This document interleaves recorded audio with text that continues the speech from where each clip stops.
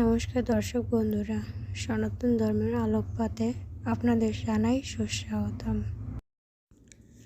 আজকে আপনাদের সামনে যে বিষয়বস্তু নিয়ে আলোচনা করব তা হলো ভূত চতুর্দশীর দিন 14টি প্রদীপ জ্বালানো হয় কেন।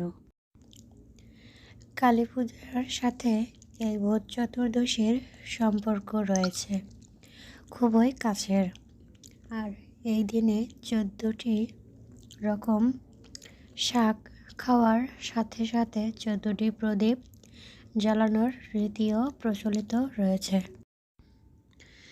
কালী পুজোর এক রাত আগে পালিত হয় ভূত চতুর্দশী অথবা নরক চতুর্দশী।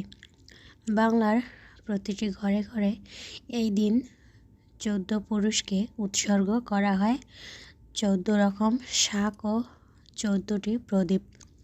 মহালয়াতে যেমন পিতৃপুরুষের উদ্দেশ্যে জলদান করা হয়, আর এই দিন কিন্তু 14 পুরুষের উদ্দেশ্যে প্রদীপ জ্বালানো হয়। এই দিন ঘর, বাড়ি, উঠান এবং বাড়ির সর্বত্র পরিষ্কার পরিচ্ছন্ন করে রাখা হয়। ভূত অর্থাৎ অতীত এবং চতুর্দশী অর্থাৎ কৃষ্ণপক্ষের 14তম দিন পিতৃ এবং মাতৃকুলের 7 পুরুষের উদ্দেশ্যে পাতি প্রদান করা হয়, অর্থাৎ প্রদীপ জ্বালানো হয়। পুরাণ মতে এই তিথিতে মহাকালী ধীরে ধীরে জাগ্রত হতে শুরু করেন অশুভ শক্তির বিনাশের। শাস্ত্র অনুসারে এই দিন ঘিয়ের প্রদীপ জ্বালানো উচিত, কিন্তু বর্তমান সময়ে দাঁড়িয়ে তা আর সম্ভব হয়ে ওঠে না। সেক্ষেত্রে তেলের প্রদীপ ব্যবহার করা হয়। দীপাবলি উপলক্ষে যেমন অন্ধকার ঘুচে গিয়ে আলোর বন্যায় ভেসে যায় চারদিক, তেমনি এই ভূত চতুর্দশীর বিশেষ দিনে আত্মা প্রেতাত্মারও বিনাশ ঘটে। প্রচলিত রীতি অনুযায়ী আজও প্রতিটি বাঙালি ঘরে ভূত চতুর্দশীতে 14টি প্রদীপ জ্বালানো হয়। আলাদা করে রাখা হয় এই প্রদীপগুলি, একসাথে জ্বালিয়ে দিতে হয়। বিশ্বাস অনুসারে হেমন্তের রাতে এভাবে উত্তরসূরির কাছে আলো দেখেন স্বর্গবাসী 14 পুরুষ। তাদের স্মরণ করার ঋতু হলো এটি। তাই এই সময়ে সন্ধ্যা হলে দূরের আকাশের তারার দিকে তাকিয়ে জ্বলে ওঠে আকাশ প্রদীপও। কালী পূজা প্রতিটি বাঙালি পরিবারে এক আলোর উৎসব হলেও এই পূজাতে বিভিন্ন ধরনের রীতিনীতি মেনে তবেই কাটাতে হয় এই আনন্দের দিনগুলি।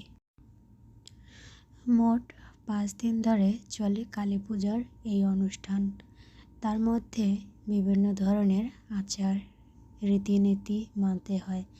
তার ফলে সংসারে আসে সুখ, শান্তি, সমৃদ্ধি আর সমস্ত নেগেটিভ শক্তি দূর হয়ে গিয়ে পজিটিভ শক্তির আগমন ঘটে, যেটা আমাদের সকলের জীবনে খুবই প্রয়োজনীয়। 14টি প্রদীপের সাথে ছোটবেলার স্মৃতি। ছোটবেলায় এই দিনগুলি সকলেই খুবই আনন্দের সাথে কাটিয়েছেন। 14টি প্রদীপ জ্বালিয়ে রাখতে হবে ভূত চতুর্দশীর দিন। তবে কেন 14টি প্রদীপ একসাথে জ্বালাতে হবে সেটা জানার আগ্রহ তখন কারো মধ্যেই ছিল না। শুধুমাত্র অন্ধকার কাটিয়ে আলোকিত করে তোলার জন্য চারিপাশটা আনন্দের সীমা ছিল না। বর্তমানে এখন অনেক কিছুই উন্নতির দিকে এগিয়ে গিয়েছে, তবে ছোটবেলার স্মৃতিগুলো ছিল অনেক বেশি মধুর।